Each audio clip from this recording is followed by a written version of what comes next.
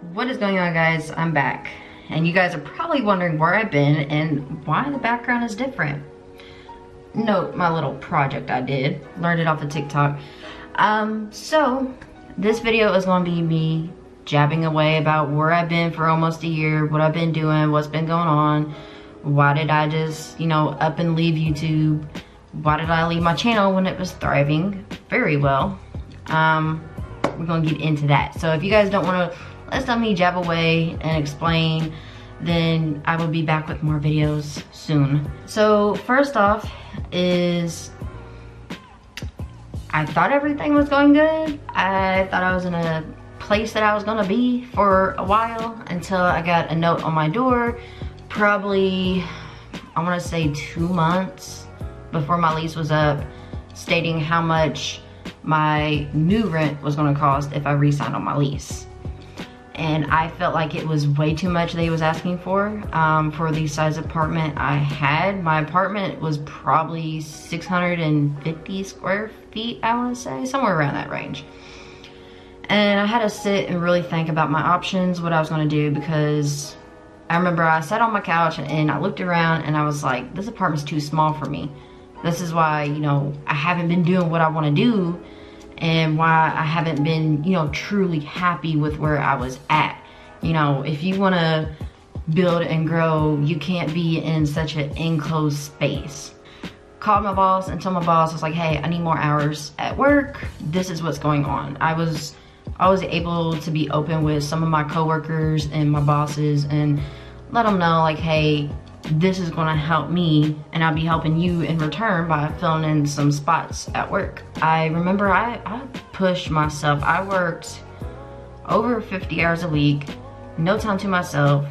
I barely took care of myself because all I wanted to do was just come home and sleep. It really paid off, and afterwards. You guys might remember my old Buick. I did a vlog with my Buick, of me cleaning it out and stuff like that, and I was like, okay, something's wrong with the Buick. Like, it's an old car, something's always gonna be wrong. I remember I put money into that car. I changed sensors. I think I did the spark plugs. I tried to think of every little thing that could be wrong with this car. And then I really analyzed it, and I was like, oh, it's just my valve cover gasket. So I was like, valve cover gaskets, easy to do, easy to take care of, not that much money. And I was like, I'm just gonna do the valve cover gaskets. And my stepdad and a family friend looked at it, and he was like, no. Basically, the car was almost done. Like, it had a little bit of life left, and it was, my heads were cracked. So I was like, yeah, I'm not even gonna deal with this car anymore, because I think I had 170,000 miles on it, I think. I remember I was sitting on my mom's porch with her, talking to her, having a one-on-one, and I was like, I got this apartment which is bigger and better, and I was like, maybe it's time for a better car. And she totally agreed with me. Like, my mother has always wanted me to have, the good things in life, want me to earn what I work for, taught me how to be independent, all that. Car shopping is a lot more stressful than apartment shopping, because I went to every dealership, even my mom went with me, and they wanted a bogus amount of money down, plus they wanted bogus monthly payments because of inflation going on. And I was like, I felt like I was at a dead end with a car, so I was really stressed with that. And then I talked to somebody who has been my best friend for years, and they was like, go to this car dealership, because they got a car from them and it was like really good, very reliable car. I was like, okay. I was like, I'll go check it out. So I told my mom about it. She met up with me there. We looked at cars, and she's so funny because she was looking at all these other little cars, little baby cars, and when I see something that I feel is right for me, my gut will tell me, my mind will tell me, my heart will tell me, just an instinct. And I looked at this car, didn't even see the front of it. I looked at this car from the back, and I was like, that's the car. That's the car right there. And I was like, hey mom, I said, come look at this car. So she walked her way over, and she's like, oh, it's so cute, blah, blah, blah. That's how my mom is. So I talked to the dealer about it. He told me how many miles were on it, how much it was. He told me it was a 4-cylinder, so that really grabbed my attention because 4-cylinder cars are great during inflation and high gas prices. And whew. And I really was attracted to the car. Like, it was like a love at first sight thing. So I was like, I want this car. And so he looked at my Buick and we talked about it, negotiated with it, and he was like, you're gonna put this much down. I was like, no, you're gonna take the Buick and put this, and I'm gonna put this much down. And he's like, you're gonna pay me this much a month. I was like, no, I'm gonna pay you this much a month. And he just stood there and smiled at me. He goes, I like you. Now, I remember I got that car and it did not feel real. Like, I drove it off the lot and I was like, my Buick is gone. Like, I don't have my Buick no more. I don't have problems anymore. My Buick was a 2001. So it was an older car and this is a 2011. So it's like, it's not new, but it's reliable new. And I was like, okay, I got my apartment, I got my car. Like, I'm really proven to myself how independent and strong I am because I was doing this all on my own. I wasn't getting any money from nobody. I was working so many hours, dead tired. I didn't even get to go hang out with family. My family, I missed out on my family. And that, that did suck. I was like, telling myself, you're gonna get through it.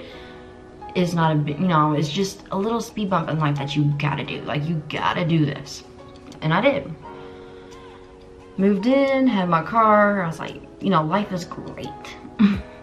And then I got a message on June 28th from my sister-in-law. Pretty much telling me that my cat Moo Moo was dying.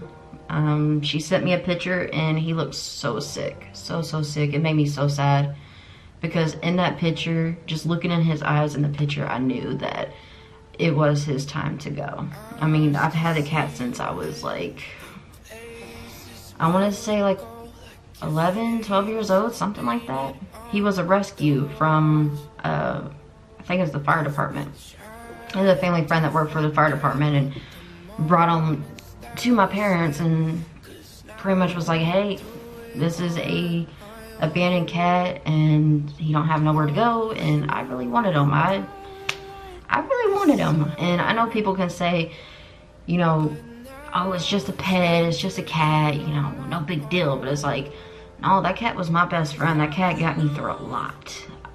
From, coming home to him, sitting on the kitchen table, waiting for me to walk in the door after school, to him falling asleep on my arm when I was on the computer, to him stealing my food, to him, putting his head in my glass of milk, to him pestering me when I got the milk out or got a can of tuna out. I really love that cat. Yeah, so that happened and I was just mad. I was so mad at the world and I was just like, why is this happening now? Like, June 28th, he passed away because his kidneys were failing. June 29th was my 25th birthday.